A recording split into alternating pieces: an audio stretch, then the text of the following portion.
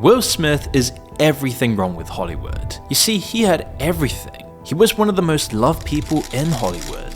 He had all the fame, success, and money you could ever dream of. He had one of the most diehard fan bases. He was the leading man in all the biggest movies, and seemingly had the perfect family. But as we all know by now, a lot of this was just a facade, and the cracks in his perfect image started forming. Whether it be him getting lectured by his wife Jada for her cheating on him with his son's friend, or while he agrees to let it be posted on the internet for the world to see, or just being relentlessly emasculated, weak, spineless, and eventually even slapping Chris Rock in the most embarrassing event of the decade. It became very clear why today, Will Smith is one of the most hated celebrities around. His arrogance, spinelessness, narcissism, and fakeness makes him impossible to take seriously anymore. But after a good few years of rejection, he faded into the background. Chris Rock mocked him in his special, everyone laughed at him, and he just became irrelevant. But having been the Hollywood darling that he was, he needed to change his image if he were to ever stay relevant, famous, or even get whatever acting role was left for him.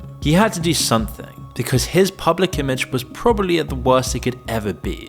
And in recent months, we've all been able to watch it. And the way he's been going about this is a warning to any out-of-touch celebrity on exactly what not to do, being one of the worst PR runs imaginable. And to see what I mean, let's take a look at the end of March, when he released his first album in over 20 years. It seemed out of nowhere that suddenly Will Smith just started popping up all over the place. But ostensibly it might have just been to promote this album, as it seemed like his first shot at reconciliation with his audience. Or maybe he just hoped his rawness would change people's hearts. After all, he claimed it was about the parts of himself that had been banished, and that he wasn't allowed to talk about on the radio. As if the real him was gonna come out, and the spineless cucked version of him was gonna just magically disappear. But what he got instead was even more ridicule. People just called the album cringy, corny, and calculating, and quote, a pointless apology tour for the dumbest Oscar gaffe in history. He then released his next shot at becoming famous through music, with his new song called Pretty Girls, and the response was absolutely hilarious. You see, the music video for this song had insane production quality, but it didn't take long for the video to get a 60% dislike ratio,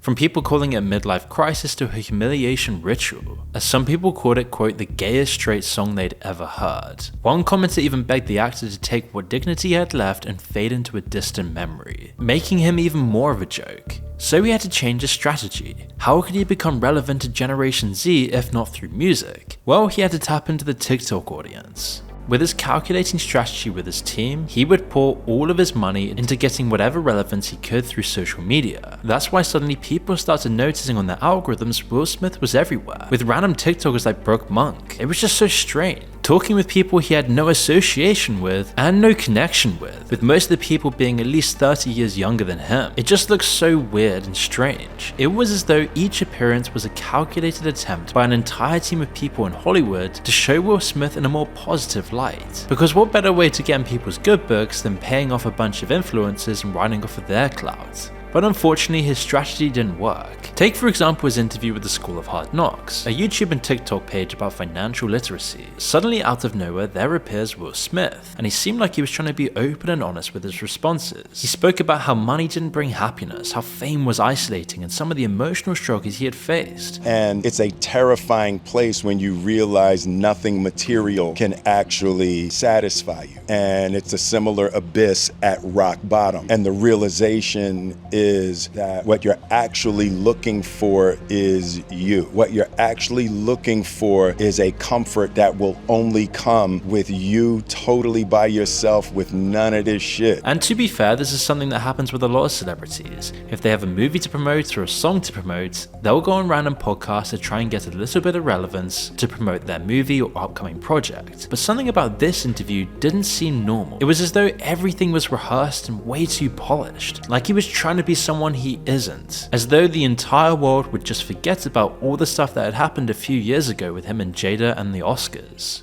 It was all too fake and the comments called him out on it. But despite not getting the reaction he'd been hoping for, Smith then kept on pushing. He was going to force himself onto everyone's algorithms until he could finally become relevant again, as the entire industry of Hollywood relies on this, because if he's not relevant anymore, his entire life and soul will be stripped away from him. But it's almost jarring to see somebody manufacture themselves into relevance this much and so visibly and obviously. Like on the 11th of June 2025, when people in London walking past King's Cross Station were greeted by an interesting sight. Suddenly, out of nowhere, Will Smith was performing some of his greatest hits from the 90s. It was just out of nowhere, completely unexpected, and a big crowd started going around the actor. This time, he would appeal to people's sense of nostalgia. The old Will Smith, the one before Hollywood corrupted him. The world wants that so bad he even told the host of the Broken Record podcast.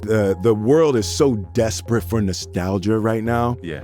The world wants that so bad, and it's like people just yearning for, a time when things were a little bit easier. Yeah. And he might be right in that sense, but when you actually look at the crowd while he performs this music, it's completely dead and the vibe just looks extremely boring, as people called out in the comments. It was just too obvious what he was trying to do, and it still seemed like none of this would help Will Smith's image. Any of his attempts at quote-unquote authenticity just felt shallow, and the nostalgia aspect just made people sad how much Will Smith had actually fallen off. So he would try one more trick, this time by forcing himself onto KSI, a sudden out of nowhere friendship that definitely wasn't strategically planned and probably paid off for. You see, recently you might have noticed them together. They've now been doing a few TikToks together, and Will Smith even supported KSI at a Legends v Creators football match. But people didn't really think too much of it so far. There wasn't anything that out of order, until KSI uploaded his most recent Try Not to Laugh challenge, which included Will Smith. KSI's audience did seem to like the dynamic, and watching Will Smith navigate a new sphere of the internet. But the elephant in the room was just so obvious that this was nothing more than a publicity stunt trying to force himself onto everyone to like him again, which is one of the worst ways to be liked in the first place. All being a PR stunt designed to try and recapture the relatability he used to have, but now a middle-aged man with a broken family and a stained reputation, which the comments would let him know about. Almost everyone in the comments would refer to the slap, whilst others just called this out as a desperate PR move. People roasted Will Smith for trying way too hard to stay relevant in one of the most cringy ways imaginable. And again, these collaborations with these influencers, especially with KSI, just seem so out of touch. Like he just went online, typed in famous influencers, and decided to go with the biggest one, even if they have nothing in common and nothing to actually share of value. And while you could say they have a common interest in music, KSI is not exactly known just for his music. But maybe he just did this because KSI's audience is also known for being unquestionably loyal to KSI, no matter what, and always supporting all of his endeavors. Maybe Will Smith saw this, hoping to cultivate a similar fan base, leech off KSI's one, and try and appeal to Generation Z. But the fact that this is so spectacularly failed really points to one of the major problems in Hollywood. No one cares about celebrities anymore. The celebrities of the past are done. People don't care about the Hollywood industry or the actors involved. You see, his failing redemption arc is a warning to all Hollywood stars. Every year, there's more of a disconnect between regular people and Hollywood elites. Just a decade or two before, celebrities from Hollywood were basically untouchable royalty. People would never hear from them unless there was some kind of scandal or they would speak in an award show or interview. Everything was perfectly laid out for them. The laughs were pre-recorded, the press coverage was manufactured, and their true selves was hidden behind their gated mansions. They lived their whole lives almost completely separated from the rest of the world. But after more and more videos of these people began being posted online, all the virtue signaling during COVID, the Imagine song, from all the creepy Diddy parties and all the out-of-touch woke political virtue signaling that went on for years, meant that their pure narcissism was finally exposed online and people began to despise them. We also saw this clearly with Rachel Zegler. She was doing great, getting huge roles at such a young age. She was literally destined to be one of the most beloved Hollywood stars, but unfortunately for her, her rise came at the very wrong point in time.